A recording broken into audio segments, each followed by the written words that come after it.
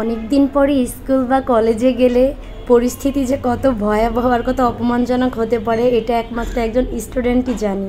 Hello everyone, আসসালামু আলাইকুম। তো মাস্টার্সে ভর্তি হওয়ার পর থেকে আজকে ফার্স্ট টাইম আমি ক্লাস করতে আসছি, আর এত নার্ভাস লাগছিল, আর বিশেষ করে একটু অপমানের ভয় লাগছিল, কারণ আমি আমার লাইফে কোনো দিন আসলে এরকম কিছু ঘটেনি। তো যাই হোক, আমার খুব ভয় লাগছিল যে যাওয়ার পরে টিচার্সরা কি অপমান করবে না কি বলবে। তো যাই হোক, আলহামদুলিল্লাহ আমার খুবই ফেভারিট একজন টিচার ছিল, কোনো প্রবলেমই হয়নি। আর আমাদের ডিপার্টমেন্টের বিল্ডিং চেঞ্জ করছে, আসলে এটা আমি জানতাম না, এটা নিয়ে যে কত ভোগান্তি হয়েছে আল্লাহ জানে।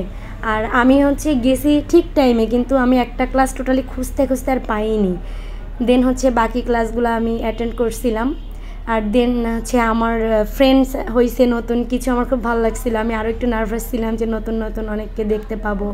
তো যাই হোক, ক্লাস শেষ করলাম, সব কিছু ভালো মতো কমপ্লিট করে 5 তলার ওপর থেকে ভিউটা একটু দেখাই দিচ্ছি। এত জোস ভিউ ছিল কি বলবো। দেন এই যে হাঁটতে হাঁটতে সবার সাথে গল্প করছিলাম, নতুন অনেক বন্ধু হয়েছে, সবার সাথে অনেক গল্প করছিলাম, পরিচিত হইতে অনেক ভালো লাগছিল। আর আমার পুরাতন অনেক ফ্রেন্ড ছিল, বেশিরভাগই আমার পুরাতন ফ্রেন্ড ছিল, এই জন্য আমার কোনো প্রবলেমই হয়নি। তো আজকে আলহামদুলিল্লাহ প্রথম দিন আমার সময়টা অনেক ভালো কাটছে, যেহেতু আমার পুরাতন ফ্রেন্ডরাও ছিল। আল্লাহ হাফেজ।